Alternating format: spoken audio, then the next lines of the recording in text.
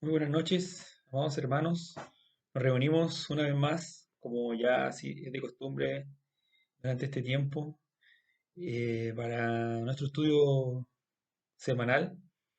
Hemos ido avanzando ya a lo largo de este panorama de la historia de la Iglesia y nos corresponde en esta oportunidad tocar un tema que, que es importante, que es contingente, que ya, como lo dijimos hace un par de semanas ya, cuando hablamos de la historia de la Iglesia, cuando hablamos del siglo XX, estamos hablando de acontecimientos y procesos que muy posiblemente son contemporáneos a los nuestros, que se están manifestando en este instante.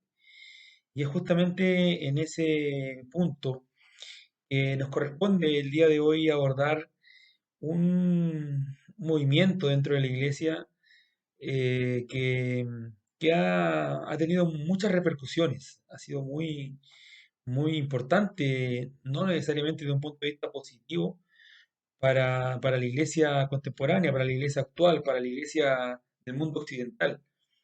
Y del movimiento que hablaremos el día de hoy es de la teología de la prosperidad.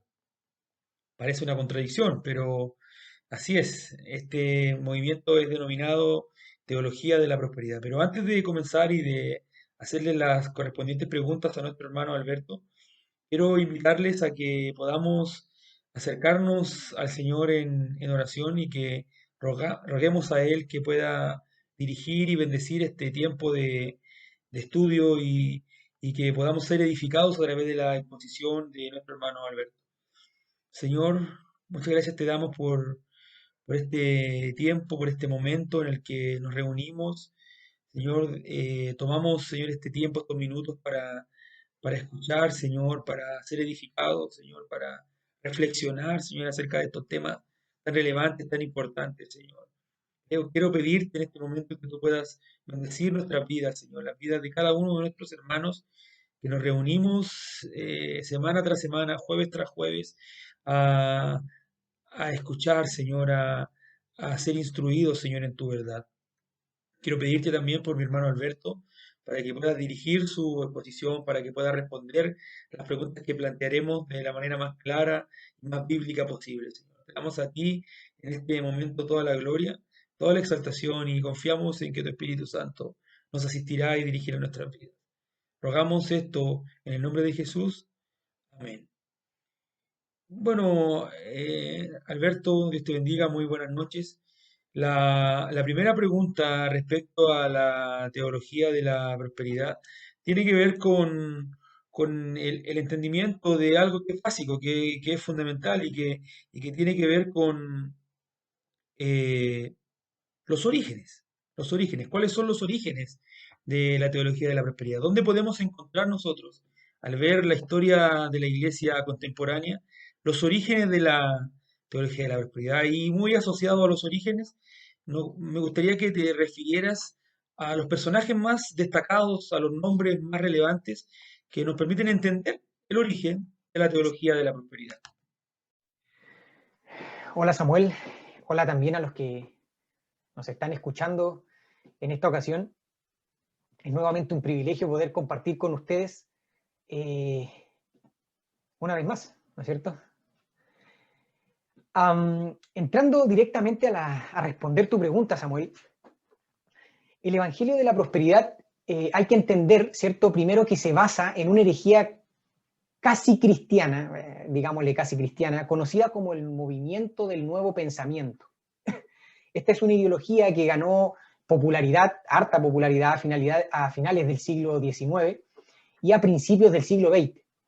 A pesar de que la mayoría de los cristianos contemporáneos no conocen el movimiento del nuevo pensamiento por este nombre, el Evangelio de la Prosperidad o la teología de la prosperidad consiste en gran parte de las ideas del movimiento del nuevo pensamiento, que se modificaron de manera ligera, por decirlo así,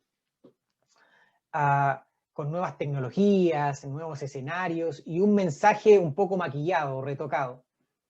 Si bien el mensaje que plantea la teología de la prosperidad puede parecer mejor que el nuevo pensamiento clásico, No obstante, simplemente termina siendo una desviación del cristianismo ortodoxo. Charles Spurgeon, ¿cierto? Este predicador bautista del siglo XIX lo expresó bien. Un cerdo vestido con una capa de seda sigue siendo un cerdo.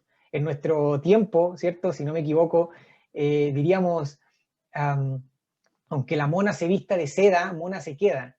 Por más que la teología de la prosperidad quiera vestirse de algo más parecido al cristianismo, simplemente sigue siendo el nuevo pensamiento clásico, con unos retoques, con una vestimenta quizá un poco más bonita o más elaborada.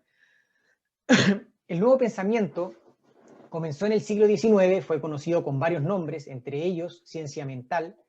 Ya en 1895 un grupo del nuevo pensamiento en Boston definió su propósito de promover el interés y la práctica de una verdadera filosofía y de un modo de vida y felicidad.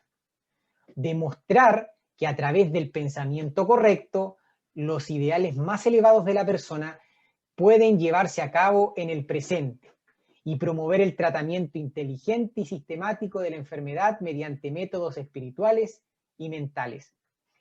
Aunque este nuevo pensamiento ya no era una iglesia propiamente o una denominación, este movimiento se caracterizó por creencias religiosas que no se encuentran en la Biblia, ¿cierto? No están presentes en las Escrituras. Por ejemplo, ellos dicen que Dios es una fuerza, que el espíritu o la mente es la realidad suprema, ¿cierto? Por sobre la materia, ¿no es cierto? La gente es divina, plantean en este caso la divinidad de los hombres.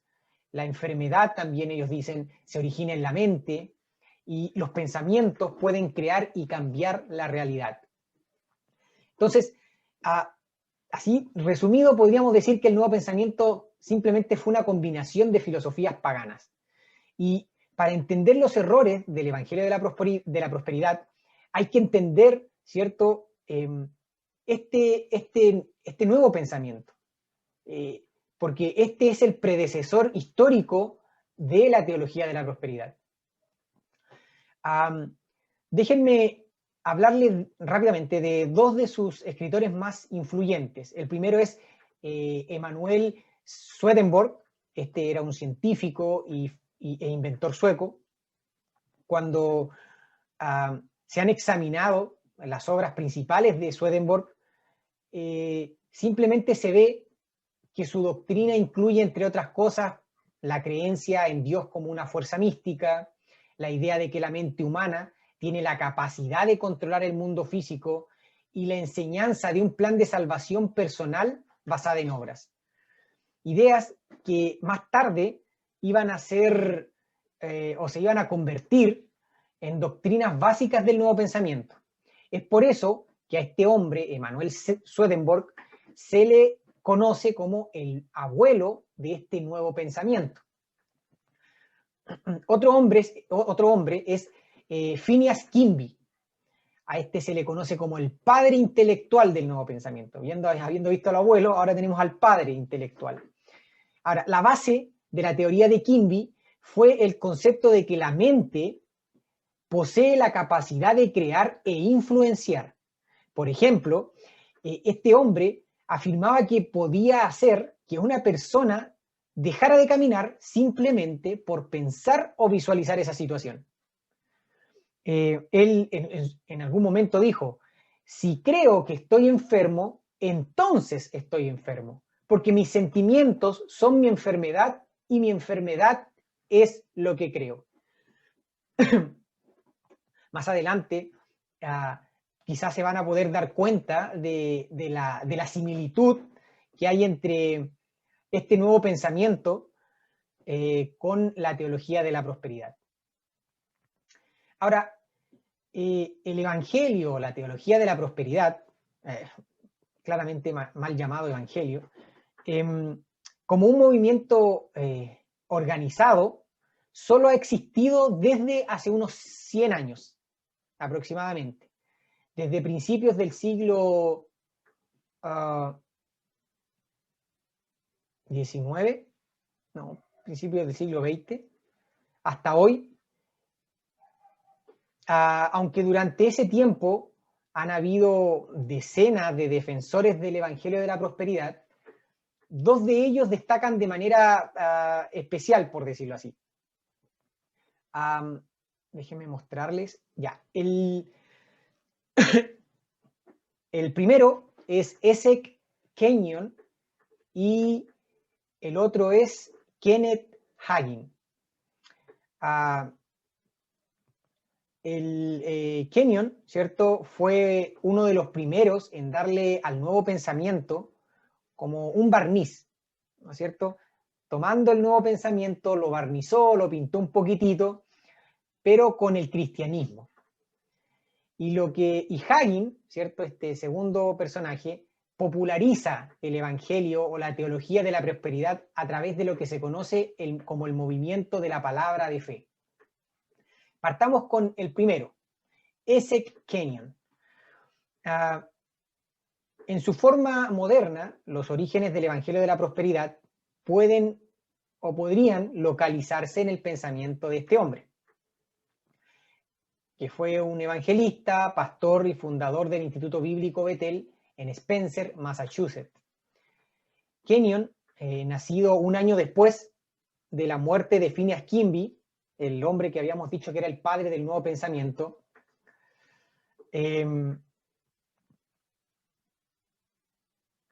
a pesar de que los escritos de este hombre, ¿cierto?, de Kenyon, revelan un nivel de crítica contra la filosofía del nuevo pensamiento, también demuestran que, conscientemente o no, incorporan enseñanzas del nuevo pensamiento en su sistema teológico.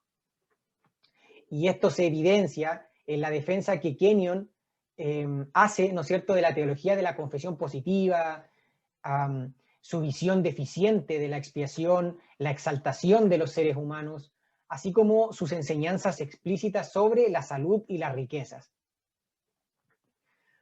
Ya en 1892, Kenyon asiste a la escuela Emerson de oratoria en Boston, una escuela donde prevalecía la filosofía del nuevo pensamiento. Charles Emerson, el presidente de esta escuela, era un ministro de las iglesias unitarias y universalistas en la región de Nueva Inglaterra. Y más tarde, este hombre se convierte en un practicante de la ciencia cristiana.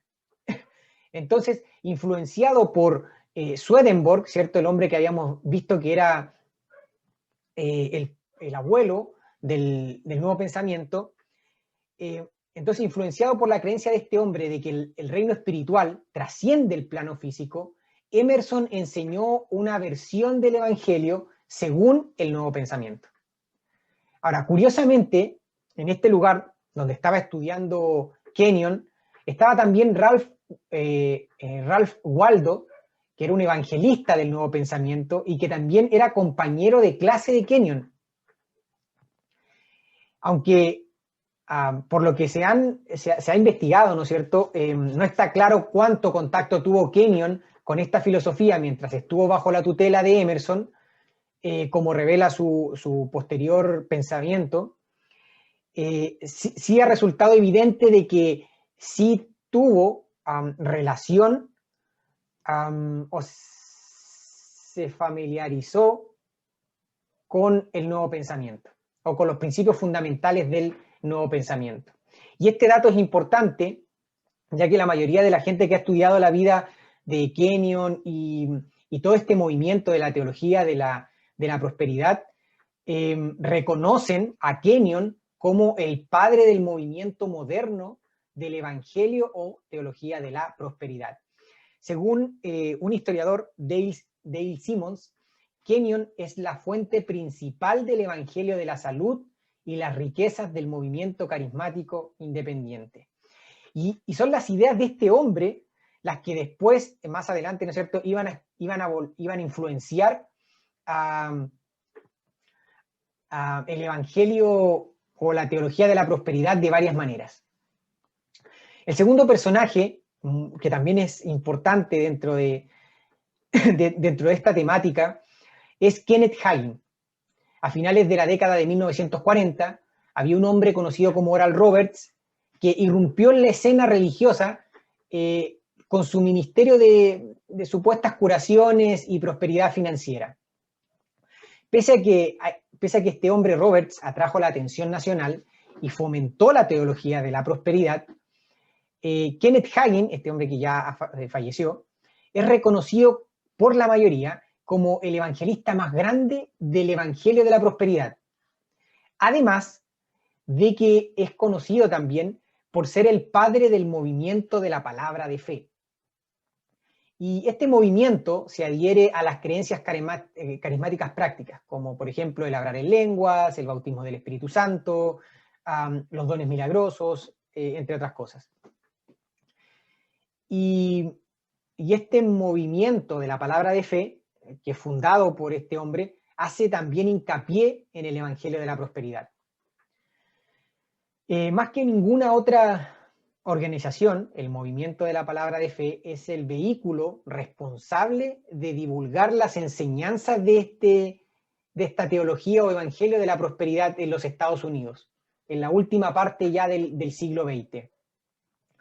Ahora, entrando un poco más a la vida de este hombre, él nació en Texas en 1917, su llamamiento al ministerio se produjo cuando él creía que era un adolescente. Su biografía oficial dice lo siguiente: en abril de 1933, durante una experiencia de conversión dramática, Hagin informó de que murió 3 veces en 10 minutos. En estas experiencias vio los horrores del infierno, volvió luego a la vida. En agosto de 1934, el reverendo Hagin fue milagrosamente curado, levantado de su lecho de muerte por el poder de Dios y la revelación de fe en la palabra de Dios. Jesús se le apareció al reverendo Hagin 8 veces en los siguientes años en visiones que cambiaron el curso de su ministerio. Ahora, hay que tener en cuenta que una de las características que tienen los maestros de esta corriente de la teología de la prosperidad es su confianza en revelaciones de Dios fuera de la Biblia, como muestra la biografía de Hagin. Entonces, muchos de los líderes, de este tipo de líderes, de este tipo de movimiento, afirman recibir mensajes especiales de Dios. Y eso, claramente, desde el punto de vista de ellos, les da mucha mayor autoridad a los ojos de sus seguidores. Ya en 1962, este hombre, Hagin, funda su propio ministerio evangelístico con el fin de propagar sus doctrinas. Como parte de este ministerio, o de ese ministerio, Hagin tenía un programa de radio, fundó el Centro de Formación Bíblica Rema en Tulsa, Oklahoma, comenzó la revista Palabra de Fe, publicó numerosos libros y contaba además con un ministerio evangelístico de televisión. Como predicador, él decía ser un profeta ungido y maestro de la fe. En varias de sus obras afirma haber tenido encuentros personales con Jesús, el cual le dio una nueva revelación para enseñarla a la iglesia. Eso es lo que comenta él. En cómo escribir su propio boleto con Dios, Hagin relata las apariciones personales de Jesús en las que él le dicta el mensaje: dígalo, hágalo, recíbalo, cuéntelo. Ya en 1988 hay un crítico, ¿cierto? Un estudioso de este tema, el crítico, el erudito McConnell. Este es un hombre crítico, ¿cierto?, del Evangelio de la Prosperidad, que vinculó parte de las enseñanzas de Hagin directamente con Kenyon, con ese Kenyon. En su obra, ¿cierto?, en la obra de McConnell, titulada Un Evangelio Diferente, presenta citas textuales de varios de los sermones de Hagin, demostrando que Hagin había plagiado a Kenyon. McConnell muestra cómo Hagin mezcla enseñanzas de Kenyon con textos bíblicos, con el fin de que su material, ¿no es cierto?, fuera mucho más aceptable en la iglesia e impermeable a la crítica, ya que Kenneth Hagin se presentaba como un estudioso de la Biblia, un vidente místico que tuvo encuentros divinos con Jesús. Sin embargo, no fue el único en promocionar, ¿cierto?, en promover las enseñanzas de la teología de la prosperidad. numerosos predicadores adoptaron la doctrina contaminada del nuevo pensamiento de Hagin y empezaron sus propios ministerios. En conjunto, todos estos ministerios que se empezaron a formar es lo que se conoce actualmente como el movimiento de la palabra de fe. Entre ellos encontramos, ¿no es cierto?, al hijo de Hagin, a Kenneth Copeland, a Frederick Price, a Robert Tilton, a Benny Hinn, a Charles Capp, a Jory Isabel y un montón de otros. Ahora, más adelante espero quizá ahondar un poquitito más en el mensaje central de esta teología, de esta enseñanza, ¿no es cierto?, de este movimiento. Pero en resumen, a este evangelio, a esta teología, se le han dado un montón de nombres.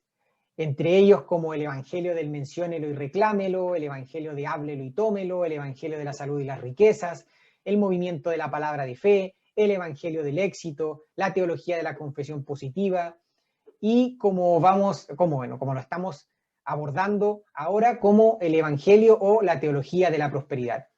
Y no importando, ¿no es cierto?, el nombre que se termine utilizando, al final la enseñanza viene a ser la misma. Eso sería por este momento, Samuel. Una vez ya teniendo claro los orígenes del movimiento y sus principales personajes o los nombres más representativos, la siguiente pregunta, Alberto, tiene que ver con las doctrinas, tiene que ver con las principales enseñanzas. Hemos visto que cualquier grupo dentro de la historia de la iglesia que haya tenido un impacto positivo o negativo en esta, se caracteriza, por decirlo de alguna manera, por ciertas enseñanzas, por ciertas doctrinas que son distintivas. ¿Ya? No podríamos identificar un grupo que cree, enseña y practica exactamente lo mismo a un grupo anterior porque sería simplemente una continuidad. Pero en este caso, para poder diferenciar o entender a este grupo denominado, esta corriente denominada teología de la prosperidad, nos gustaría que te refirieras a esas doctrinas que son definitorias, a esas doctrinas que le son particulares y que funcionan como distintivos respecto a otros grupos dentro de la iglesia. Gracias, Samuel. Mira, para responder la pregunta, es importante aclarar algo que he hecho quizá en varias de las otras sesiones que hemos tenido en los otros estudios, como por ejemplo en el movimiento pentecostal, ¿no es cierto?, en el movimiento o en la neortodoxia, nos dimos cuenta, ¿no es cierto?, o sea, o en algún momento también se planteó de que a pesar de que estos son movimientos, ¿no es cierto?, que tienen como cierta unidad, por decirlo así, no, no todos necesariamente expresan una misma creencia. Sí podríamos decir que hay ciertas características que son muy comunes en la mayoría y que prácticamente están presentes en muchos de estos movimientos. Y hablando específicamente de la teología de la prosperidad, es un movimiento muy amplio. Y por eso mismo es que se podría decir que es problemático hacer un esbozo de toda la teología del Evangelio de la Prosperidad, ya que al haber tantos también representantes, hay muchos matices en los propios maestros que enseñan esta teología. De ahí que me voy a centrar en 5 características o enseñanzas que podemos ver normalmente en este tipo de movimiento. Y obviamente ir planteando al tiro quizá algunos errores teológicos que también podrían estar presentes en ellos. Bueno, partamos primero, ¿no es cierto?, con con que, bueno, una de las primeras características, ellos tienen normalmente una visión errónea o distorsionada de Dios. Muchos creyentes en el Evangelio de la Prosperidad no saben que varios destacados maestros de este Evangelio niegan la doctrina bíblica de la Trinidad. Esos maestros, ¿no es cierto?, rechazan la visión ortodoxa de que Dios es uno en esencia y sin embargo también es tres en persona, iguales y coeternos. En cambio, ¿no es cierto?, muchos de los defensores del Evangelio de la Prosperidad creen que Dios es uno en persona y que Él aparece en varias ocasiones en diferentes modos, ¿cierto?, como el Padre, el Hijo o el Espíritu Santo. En otras palabras, ¿cierto?, para ellos, Dios no es a la vez Padre, Hijo y Espíritu Santo. Este punto de vista de la Trinidad es la antigua herejía conocida como el modalismo, ¿no es cierto? ¿No es cierto que creo que más de alguno habrá escuchado sobre esta herejía? Entonces, de alguna manera vemos que muchas veces en este tipo de movimientos que parecen ser nuevos, no hay nada nuevo. Un ejemplo de un defensor moderado, por decirlo así, del Evangelio de la Prosperidad, con esa creencia es T.D. Jakes, el cual ha sido llamado el predicador de los Estados Unidos. Este hombre es miembro del movimiento pentecostal unitario, un grupo conocido por su visión poco ortodoxa de la Trinidad. La iglesia que Jakes preside, la Casa del Alfarero en Dallas, Texas, cree que hay un solo Dios, ya creador de todas las cosas, infinitamente perfecto y eternamente existente en tres manifestaciones. Estas son sus palabras: Padre, Hijo y Espíritu Santo. Ahora, esta afirmación puede parecernos lo más bíblica posible o ortodoxa, pero es problemática. ¿Por qué? Por el término manifestaciones, que es típico de la teología pentecostal unitaria. Jakes, ¿cierto?, ha emitido declaraciones mediante las cuales él trata de aclarar su punto de vista sobre la Trinidad. Pero un amigo cercano y miembro de esta iglesia que él preside, por decirlo así, ha afirmado que Jakes, ¿cierto?, que T.D. Jakes niega la doctrina ortodoxa histórica de la Trinidad. En 1990, Benny Hinn, ¿cierto?, hizo afirmaciones blasfemas bajo la apariencia de una nueva revelación del Espíritu Santo.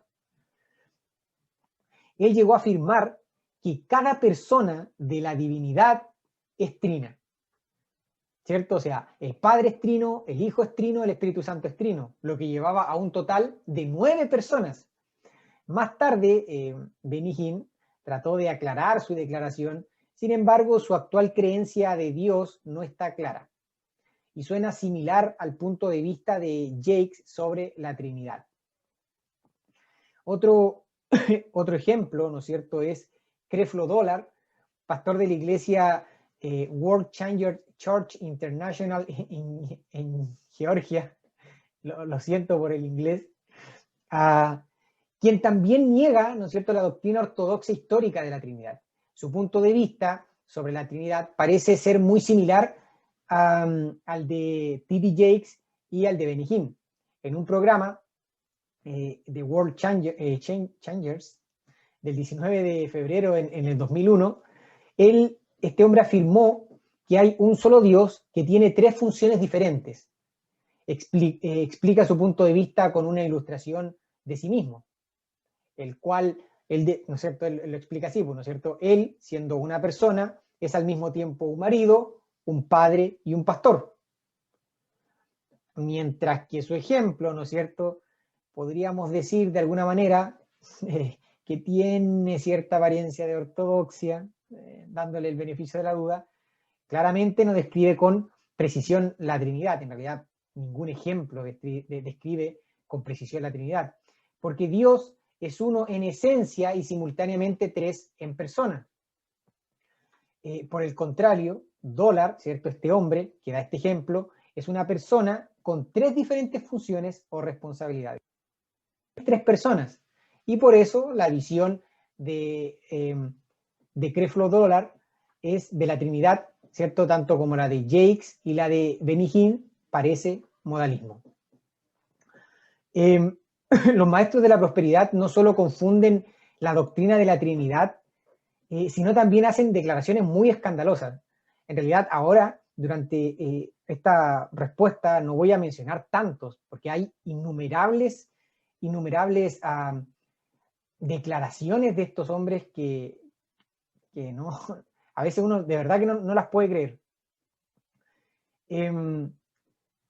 Y declaraciones escandalosas acerca de Dios.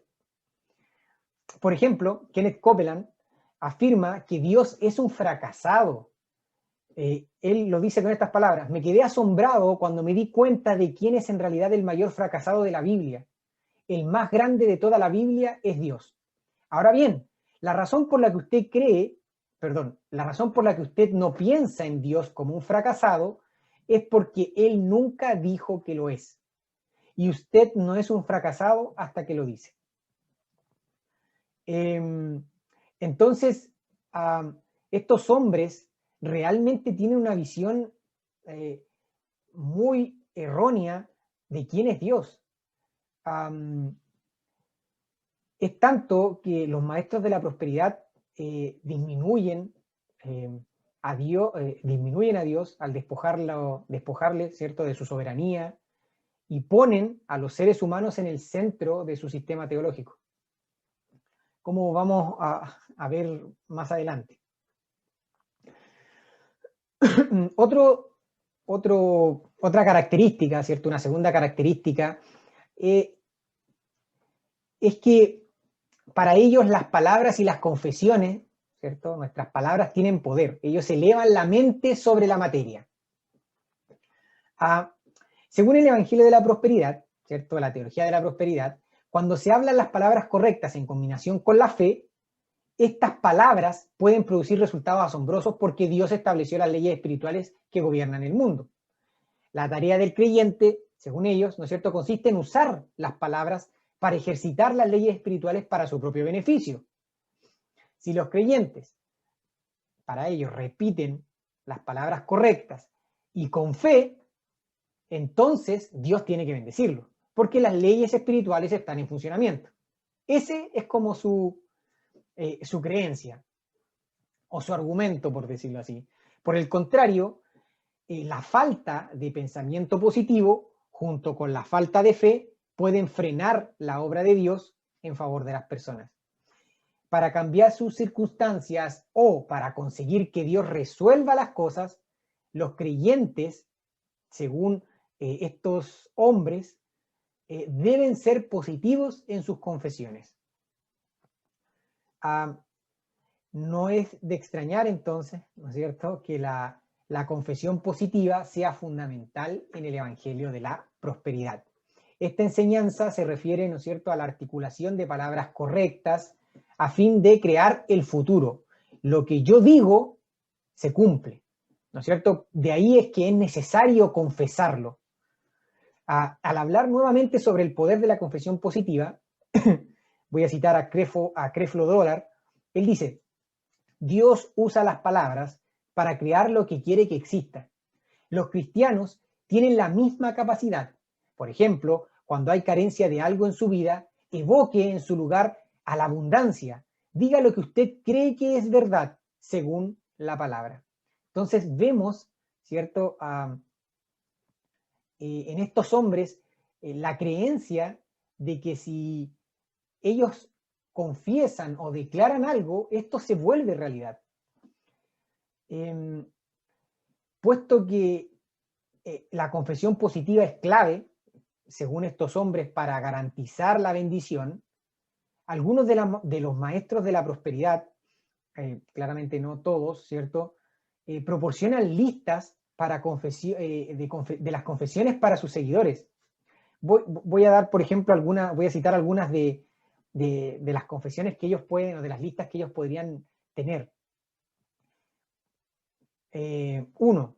Yo prospero en todo lo que intento hacer. tengo prosperidad en todas las áreas de mi vida, es decir, espiritual, económica, mental y socialmente. El dolor no me puede asediar con éxito mi cuerpo, porque Jesús cargó todo mi dolor. Impongo las manos sobre los enfermos y estos se recuperan. Camino en el Espíritu todo el tiempo.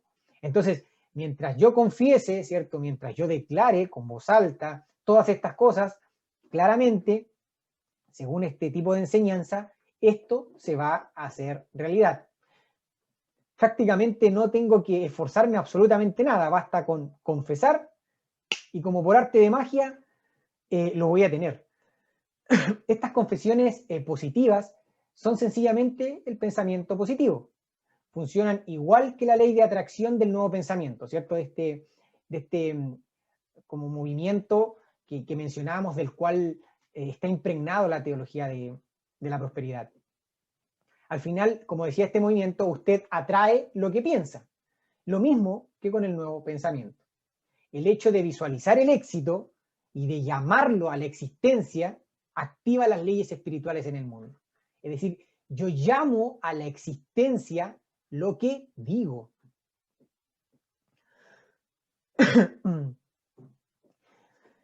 De modo que para el Evangelio de la Prosperidad o para la teología de la prosperidad, las palabras son una fuerza y poseen poder de crear. El poder de la mente sobre la materia. Y es hasta que el creyente no visualiza, ¿cierto? En su mente, ¿cierto? Hasta que el creyente no hable y no cree en sus palabras, Dios no puede actuar en su favor. Dios, según este pensamiento, Dios está limitado a que el hombre primero visualice, crea y declare las cosas para que Dios pueda obrar y actuar a su favor. Las leyes espirituales que Dios ha establecido deben ser obedecidas, según ellos, ¿no es cierto? Tristemente, con estas enseñanzas, los maestros de la prosperidad terminan denigrando a Dios y lo convierten en una especie de viejito pascuero, de un genio en una botella, ¿no es cierto?, parecido a la de Aladín, donde este genio sirve, existe para servir a la gente, siempre y cuando uno pronuncie las palabras correctas. Pasamos a la tercera característica que me gustaría mencionar, y es que esta teología, ¿cierto?, o este movimiento tiene una visión o una perspectiva exaltada de los hombres, de la humanidad. La teología de la prosperidad invierte la relación entre el creador y la criatura. Ya la criatura parece estar en el centro. Los seres humanos están en el centro del universo. Por tanto, Dios existe simplemente con el fin de satisfacernos a nosotros. Esa es su perspectiva. Dios nos tiene que satisfacer nuestras necesidades, para eso está, ¿cierto? Entre ellas, las buenas relaciones, la salud y las ganancias financieras. Este evangelio se centra en los seres humanos y por tanto es totalmente egoísta. Los seres humanos son catalogados como divinos. Paul Crouch, no sé cómo se pronuncia, comentó de forma ignominiosa, y cito: "Yo soy un pequeño Dios, los que me critican, váyanse". Y Kenneth Copeland no se queda lejos, está muy de acuerdo con él. Dice: usted no tiene un Dios en usted, usted es un Dios. Estas afirmaciones, que llegan a ser totalmente ridículas, muestran, ¿no es cierto?, una de las razones por las que el evangelio, por lo que un evangelio como este, que es tan egocéntrico, a la vez se vuelve tan atractivo para el mundo y para muchas personas. Claramente en este tipo de enseñanza lo que hacen ellos es apoyarse en la deificación de los seres humanos, utilizando el Salmo 82, ¿ya? Y en el Salmo 82, 6, donde dice: "Yo dije, vosotros sois dioses, hijos del Altísimo", y el cual me gustaría quizás tocarlo más adelante. para que podamos entender bien por qué ellos están claramente malinterpretando el texto. Creflo Dollar, en un sermón sobre el Salmo 82, sobre este mismo salmo, predicado el 21 de enero del 2001, titulado Nuestra igualdad con Dios por medio de la justicia, él también alega que el hombre es un Dios. T.D. Jakes hace una afirmación un poco más sutil que estos tres, ya sobre la naturaleza divina de los seres humanos. Él enseña que los seres humanos poseen el ADN de Dios, ya por tanto, están hechos de Dios. O sea, la materia prima, por decirlo así, por la cual el hombre está hecho, es Dios mismo. Entonces, T.D. Jakes predica, cuando Dios creó a Adán, lo creó del polvo de la tierra. Dios puso su boca sobre él y sopló en él aliento de vida. Se convirtió en un alma viviente. Dios dijo, quería saber cómo me veía, así que te hice a mi imagen. Tú tienes mi ADN, has sido creado de mí, eres un derivado de mí. Entonces este hombre plantea, ¿no es cierto?, que el hombre, o sea, la humanidad, nosotros, tenemos la naturaleza divina porque tenemos el ADN de Dios, siendo que el ADN es materia y Dios es espíritu. Bueno, sin comentarios. Otra enseñanza, otra característica, ¿no es cierto?, que plantean, y es quizá por la cual se le da mucho el nombre a esta teología, es el énfasis sobreexaltado, el sobreénfasis, un gran énfasis en la salud y las riquezas. Si bien los defensores del Evangelio de la Prosperidad predican y enseñan una gran variedad de temas, el núcleo del mensaje de ellos es la prosperidad material. Varios de los maestros de la prosperidad han enseñado públicamente que ni Jesús ni los discípulos eran pobres. ¿Ya? El título del libro de Oral Roberts, Cómo aprendí que Jesús no era pobre, capta esta idea. Creflo Dollar, ¿cierto?, cree que dado que los soldados al pie de la cruz echaron suerte sobre la túnica del Señor, él cree que era costosa. O sea, por algo echaron suerte sobre la túnica, era de mucho valor. Debió haber sido bastante rico. Él afirma, cuando uno va a las Escrituras, no hay manera de poder concluir que Jesús era pobre. Robert Tilton cree que ser pobre es un pecado. A ese nivel llegan, porque Dios promete prosperidad. Entonces, si Dios promete, claramente para ellos es pecaminoso ser pobre. Ellos también hablan de la ley de la compensación. Por ejemplo, Gloria Copeland lo expresó de esta manera: done $10 y recibirá 1000. Done $1000 y recibirá 100.000. En pocas palabras, Marcos 10:30 es un acuerdo muy conveniente, según ella. Fin de la cita. Es evidente, ¿no es cierto?, que la doctrina del Evangelio de la Prosperidad sobre el acto de dar dinero se basa en los motivos incorrectos.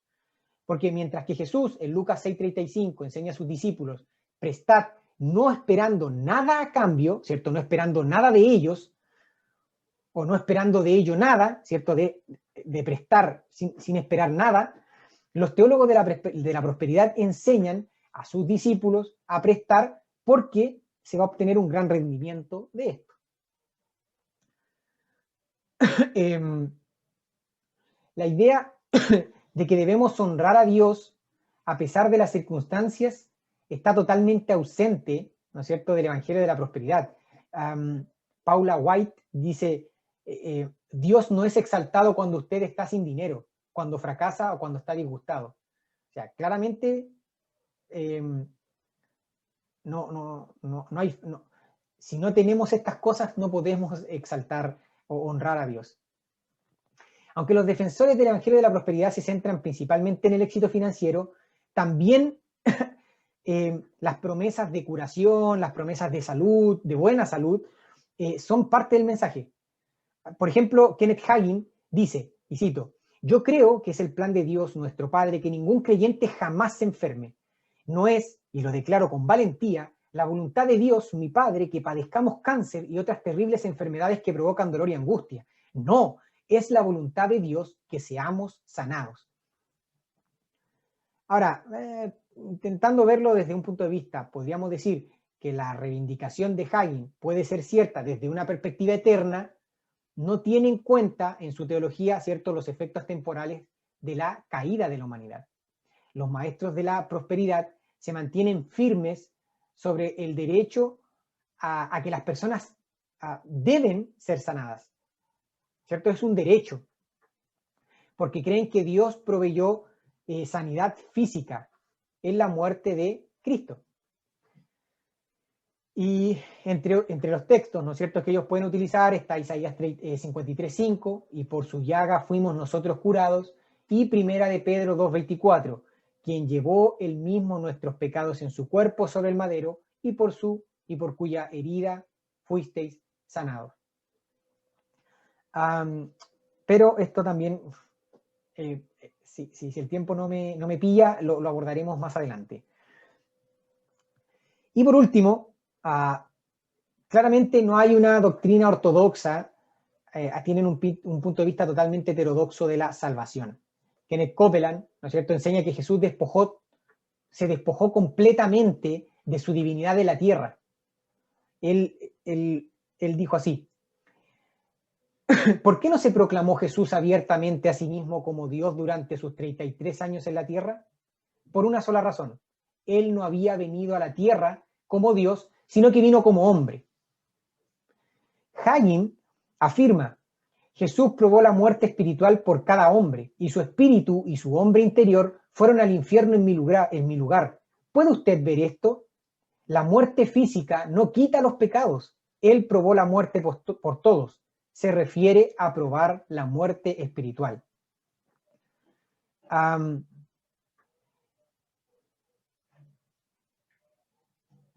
Y este no es, o sea, estos dos hombres no son los únicos que plantean estas cosas.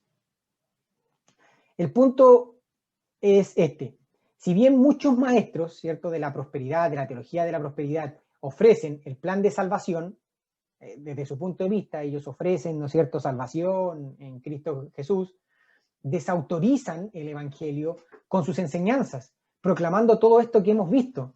El centro de atención del Evangelio de la prosperidad no es Dios, es el ser humano. El Evangelio de la prosperidad no es otra cosa que un programa de autoayuda diseñado para asistir a las personas en búsqueda de un simple éxito material.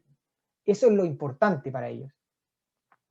Y a pesar de que muchas veces o en algunas ocasiones puedan articular las palabras correctas acerca de la salvación, los maestros de la prosperidad simplemente terminan ofreciendo un evangelio falso que no salva a nadie.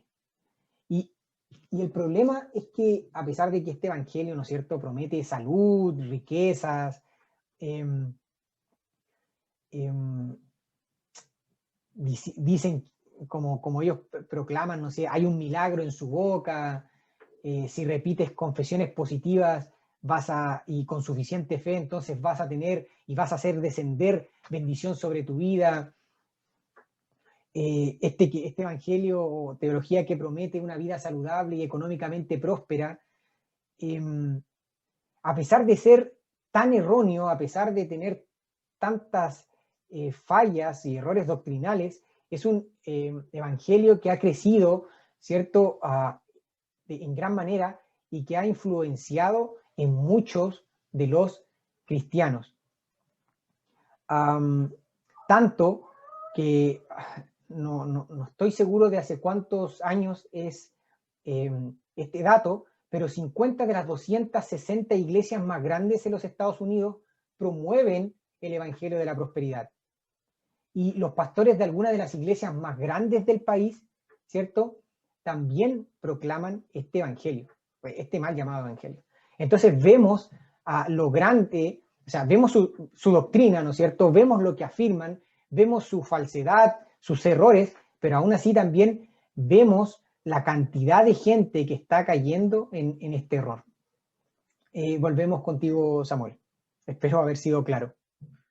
Cuando comenzamos el estudio, dijimos que este grupo, esta corriente dentro de la iglesia denominada Teología de la Prosperidad, había tenido efectos muy importantes en la iglesia contemporánea, pero dijimos también que estos efectos no eran necesariamente positivos. Luego de haber escuchado a nuestro hermano Alberto sobre los orígenes y sobre las principales doctrinas, nos queda plantearte, Alberto, la pregunta lógica. ¿Cuáles son las objeciones que como una iglesia bíblica que cree en la palabra del Señor en su centralidad, en su suficiencia, en su inerrancia, podemos plantear respecto a estas enseñanzas erróneas, equivocadas? ¿Cuáles son las principales objeciones a estas enseñanzas que definen a los teólogos de la prosperidad? Vamos, Alberto. Gracias, Samuel. Entonces, habiendo visto un poco del origen de este movimiento, sus representantes y sus enseñanzas, la intención es ahora bueno, de manera igual resumida, en virtud del tiempo, eh, ver estas enseñanzas a la luz de la palabra. En la justificación, partamos con la confesión positiva, ¿no es cierto? Las declaraciones negativas, las declaraciones positivas, etcétera, etcétera. En cuanto a esto, bueno, la justificación teológica de los maestros de la prosperidad es simple, pero falsa. Ellos comienzan, ¿no es cierto?, con la premisa válida de que Dios creó el mundo mediante su palabra, es decir, usó palabras, tal como dice Génesis 1.3. En eso estamos de acuerdo. Puesto que los seres humanos son creados a imagen de Dios, como dice Génesis 1, ¿cierto?, 26-27, los defensores de la prosperidad sacan la conclusión, a través de esto, de que ellos también pueden usar las palabras para crear situaciones nuevas. Si las palabras de Dios, ese argumento, ¿no es cierto?, si las palabras de Dios tienen poder creativo y milagroso, las palabras humanas también deben tener las mismas características, ya que somos creados a imagen de Dios. Sin embargo, aquí ya presentamos un grave problema. Aunque Dios sí hizo el mundo, hizo que el mundo existiera por medio de su palabra, y Dios además hizo a la humanidad a su propia imagen, esto, ¿cierto?, no permite inferir o concluir que las personas tengan el mismo poder que Dios. En realidad la Biblia en ningún momento habla de esto. Para que funcione la doctrina de la prosperidad, de la mente sobre la materia, ¿no es cierto?, esto de las confesiones y de las declaraciones, hay que suponer que cuando la Biblia habla de que somos creados a imagen de Dios, significa tener el mismo poder que Dios. Y esta suposición claramente es falsa, porque no reconoce lo que la Biblia en muchos momentos, o sea, normalmente muestra, ¿no es cierto?, la distinción entre un ser infinito como Dios y los seres finitos que somos nosotros, los seres humanos. Para mantener la coherencia, ¿no es cierto?, en el pensamiento de la teología de la prosperidad, si las personas tienen el mismo poder de Dios para poder crear, deberíamos entonces, bajo su argumento, bajo sus suposiciones, también ser capaces de crear nuevos objetos de la nada, así como Dios lo hace. Pero esto no es así porque nosotros no tenemos el mismo poder que Dios, y por ende, ¿no es cierto?, su argumento de que el hombre sea hecho imagen de Dios implica, ¿no es cierto?, que prácticamente somos como Dios en todos estos aspectos, específicamente en este aspecto de crear con nuestra palabra y tener poder solamente con nuestras palabras, es erróneo. También veíamos, ¿no es cierto?, el tema de la declaración positiva, que a veces se le conoce como palabra de fe. Se aferra a la premisa de que las palabras hechas con fe, ¿cierto?, tienen cierta autoridad sobre el mundo físico. Entonces, cuando declaramos cierta cosa, tenemos el poder no solo de cambiar las circunstancias de la vida, sino que también uno podría manipular, ¿cierto?, el medio que lo rodea para experimentar lo que nosotros queremos, ¿cierto?, experimentar los resultados que nosotros deseamos. Y para esto muchas veces ocupan Mateo 18, del 18 al 20, dando a entender que cuando 2 o 3 personas se ponen de acuerdo para pedir algo en la tierra, Dios está obligado entonces a llenar esa necesidad. Pero, ¿cierto? El texto está ahí para que lo puedan leer, pero, ¿no es cierto?, en base al contexto, el asunto que se trata en Mateo 18, del 15 al 20, está relacionado con la disciplina de la iglesia, incluyendo los pasos que debe dar un cristiano si tu hermano peca contra ti, como dice el versículo 15. La enseñanza, ¿no es cierto?, relacionada con la disciplina no es una promesa general o aplicable a toda circunstancia. Los 2 o 3 testigos es una ley antigua, ¿no es cierto?, que podemos encontrar ya en el Antiguo Testamento, en Deuteronomio, que tenía el propósito de establecer y verificar o corroborar alguna evidencia. Si quieren, cuando tenga tiempo, puede revisarlo en Deuteronomio 19:15. Si el ofensor no reacciona con arrepentimiento cuando la persona, ¿no es cierto?, la confronta en cuanto a la disciplina, ¿no es cierto?, cuando la primera persona se le acerca en privado y esta persona, el ofensor, no reacciona, entonces es llevado ante 2, ¿cierto?, o más personas con ustedes con el fin de que estas personas sean testigos, para confrontarlo otra vez, como dice Mateo 18:16. Y si el ofensor sigue sin escuchar, el último paso es llevar el asunto a la iglesia, como dice el versículo 17. Por tanto, en este contexto, los 2 o 3 testigos reunidos en el nombre del Señor son con el propósito de reprochar al otro hermano o hermana que está en su pecado, no para ponerse de acuerdo en cuanto a la prosperidad material. Entonces, claramente es un manoseo extremo el que le hacen al texto para poder hacerlo calzar como ellos piensan. Por ejemplo, también ellos hablan de las declaraciones negativas, ¿no es cierto? Si es que nosotros también declaramos cosas negativas, hay que tener cuidado porque estas cosas se van a producir, se van a transformar en realidades negativas, no solo en palabras negativas. Y entre las declaraciones negativas está, ¿no es cierto?, la duda, y esto están prohibidas en la teología de la prosperidad. Pero, por ejemplo, Elías, ¿cierto?, el profeta que había recibido una sentencia de muerte por la reina Jezabel en su momento, no solo huyó para salvar su vida, sino que cuando estaba solo, ¿cierto?, mientras huía, expresó el deseo de morir. En Primera de Reyes podemos leer, y él se fue por el desierto un día de camino, y vino y se sentó debajo de un enebro, y deseando morir se dijo, quítame la vida, pues no soy yo mejor que mis padres. A pesar de esta declaración, ¿cierto?, que podríamos decir negativa, él quería morir,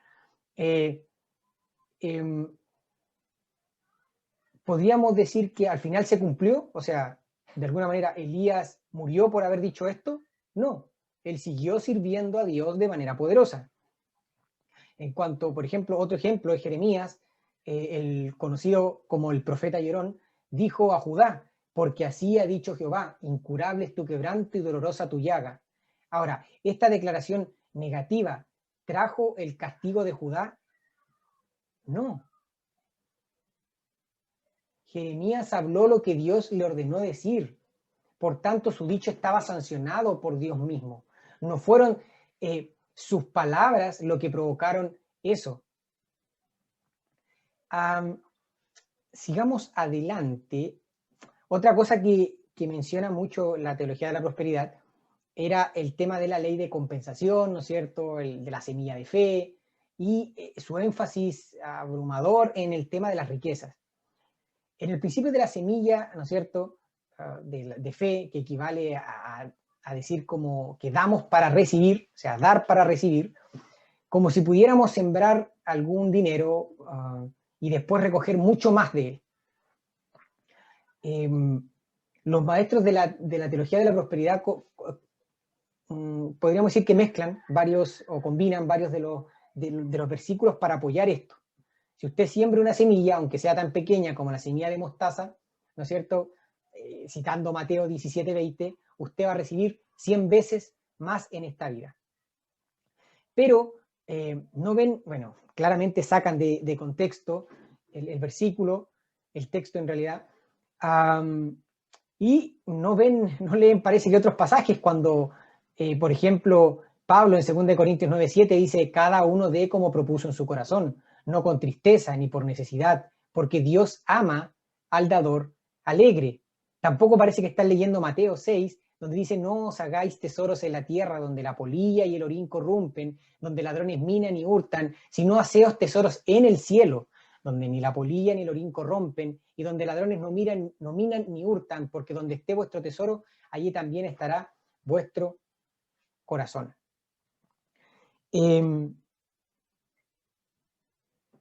Vamos rápidamente a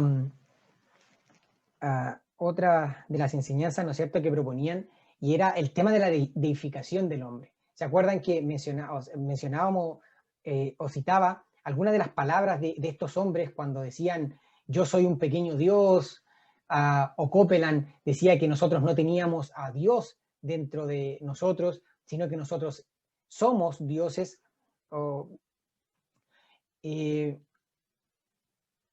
Aquí vemos claramente un grave error. Si bien la Biblia enseña, como mencionamos, ¿no es cierto?, en Génesis, que el hombre o que los seres humanos están creados a la imagen de Dios, como dice Génesis 1:27, y participan de la naturaleza divina, tal como dice 2 de Pedro 1:4, nunca enseña que las personas sean o tengan esta naturaleza divina. La Biblia enseña claramente que solo hay un Dios, y las Escrituras declaran en Isaías 43, 10, 11, vosotros sois mis testigos, dice Jehová, y mi siervo que yo escogí, para que me conozcáis y creáis y entendáis que yo mismo soy. Antes de mí no fue formado Dios, ni lo será después de mí. Yo Jehová, y fuera de mí no hay quien salve.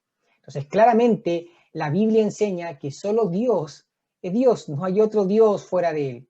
Entonces, pensar, tal como ellos plantean, que nosotros también somos dioses, es totalmente erróneo y antibíblico. Y herético.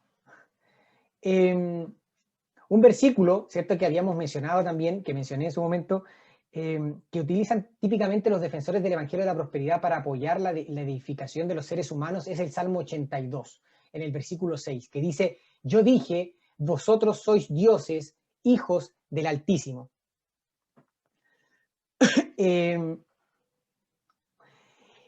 Pero, y me comprometía que lo iba a tocar, aunque sea rapidito, es interesante, sin embargo, que el siguiente versículo es totalmente pasado por alto. Posterior a eso, ¿cierto?, a esa cita, al versículo 6, el versículo 7 del Salmo 82 dice, pero como hombres moriréis, y como cualquiera de los príncipes caeréis.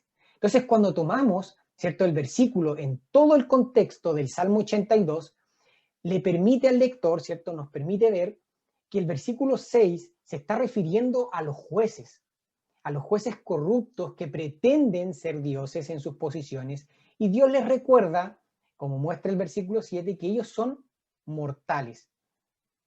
Ellos claramente no estaban realizando bien su tarea. Prosiguiendo, ¿no es cierto?, otra de las cosas que mencionan mucho era su reacción en contra de la pobreza, de la enfermedad, ¿no es cierto? Para ellos la enfermedad siempre es resultado del pecado.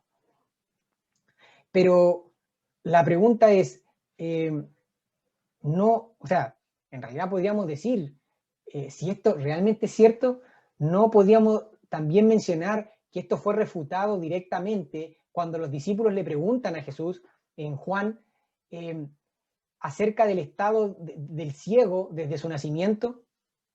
Leyendo, ¿cierto? Juan 9, versículos 2 y 3 dice, y le preguntaron sus discípulos diciendo, Rabí, ¿quién pecó, este o sus padres, para que haya nacido ciego? Respondió Jesús, no es que pecó este ni sus padres, sino para que las obras de Dios se manifiesten en él.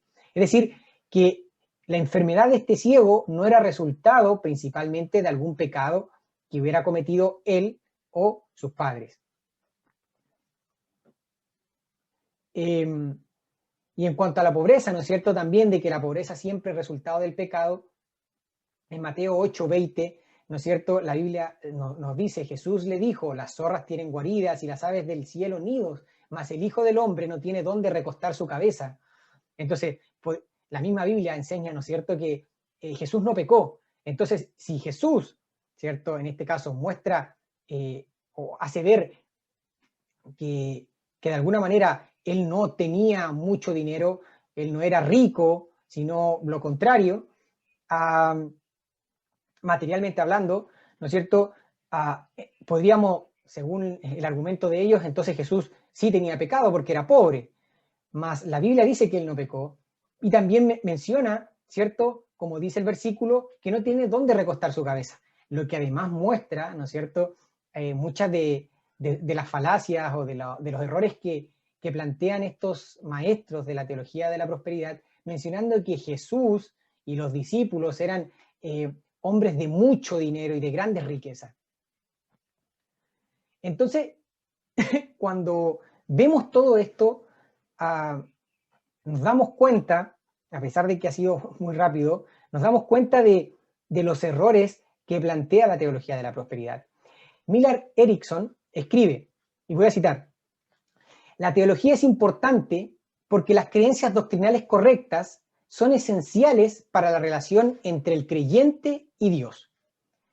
Y una consecuencia, al fin de la cita, y una consecuencia, ¿no es cierto?, de esta afirmación es que una teología incorrecta, como la que estamos viendo ahora, la teología de la prosperidad, va a dar lugar a creencias erróneas de Dios. No solamente de Dios, sino de su palabra y su trato con la humanidad. Y es lo que acabamos de ver, ¿cierto? Cómo se desvirtúa en la teología de la prosperidad a Dios mismo, ¿no es cierto?, la palabra de Dios y el trato con nosotros, la posición en que es puesto el hombre. Y lo que es más importante, ¿no es cierto?, el Evangelio debe proclamarse correctamente porque es una cuestión de vida o muerte para aquellos que no creen.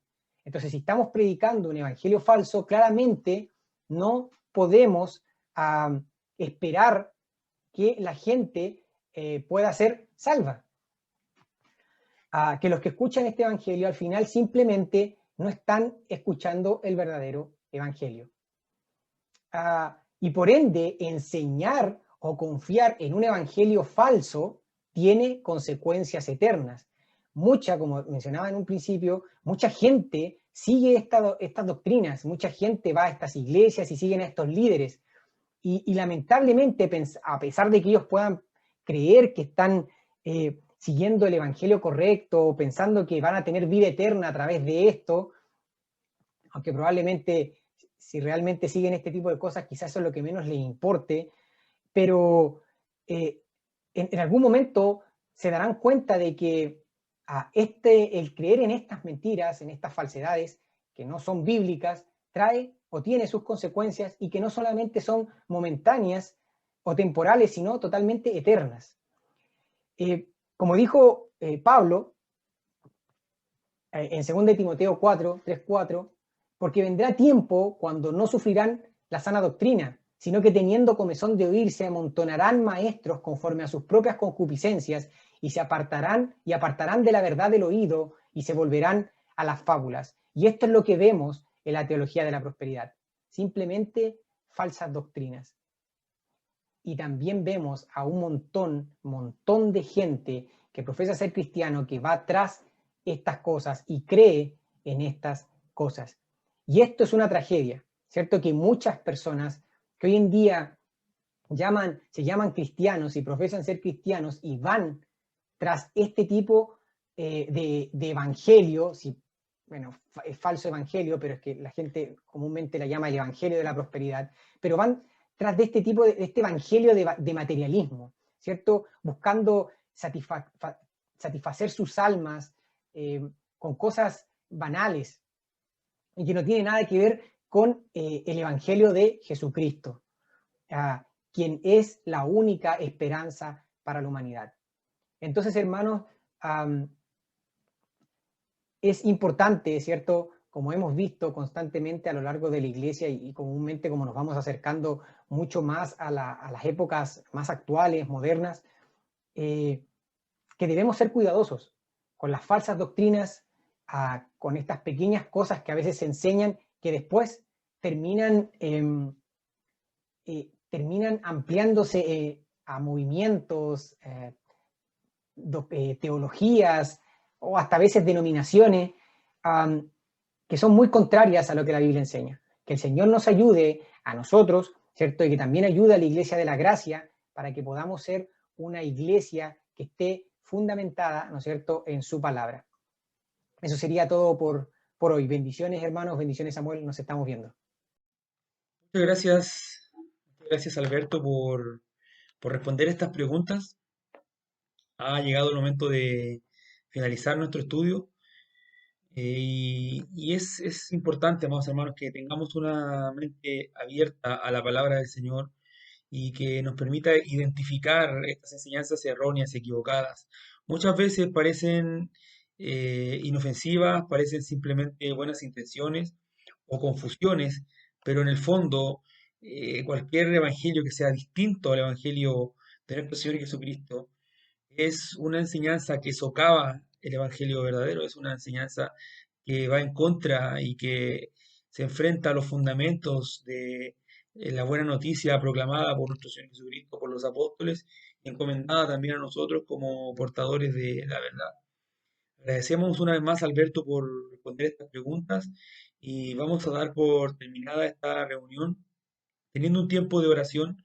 Le invito a ir usted donde esté en su hogar, que pueda junto a su familia tomar un minuto y agradecer a Dios por el privilegio que nos da de poder estudiar estos temas, tener una visión bíblica, una perspectiva adecuada, correcta sobre estos asuntos y, y por este momento que nos permite como iglesia estudiar todos juntos. Señor, te damos gracias por la vida de nuestro hermano Alberto, por la respuesta, Señor, que ha traído a partir de nuestras preguntas. Señor, rogamos tu misericordia por él. Agradecemos, Señor, por la claridad que le has dado. Y pedimos, Señor, en este momento que la enseñanza que ha sido entregada pueda echar raíces en nuestras vidas, Señor. Nos puede invitar a reflexionar, a pensar, a buscar la verdad, Señor, en tu palabra, a no estar atento o con un oído presto para el error, Señor, sino que ser suspicaces, Señor, y identificar una enseñanza errónea, pero identificarla, Señor, porque en nuestro corazón esté grabada la verdad, está grabada tu palabra. Señor, ayúdanos a seguir adelante, Señor, ayúdanos a poder vivir una vida conforme a tu verdad, no conforme a los deseos de los hombres, Señor, egoístas, que por beneficio propio medran con el Evangelio y sacan provecho, Señor. Ayúdanos a ser, Señor, como tu palabra demanda de nosotros, de nuestras vidas, Señor, de este ministerio, de la Iglesia de la Gracia. Señor, rogamos por tu misericordia, agradecemos por tu fidelidad y pedimos, si es tu misericordia, que nos podamos volver a encontrar en otro momento de estudio bíblico, Señor. Te damos a ti toda la gloria, toda la honra. Solo tú mereces la adoración de tu pueblo, Señor. Amén. Dios les bendiga, amado hermano. Ha concluido nuestra reunión. Si Dios así lo permite, si es su voluntad, su misericordia, nos estaremos reuniendo la próxima semana en este mismo horario. Así que Dios les bendiga. Adiós.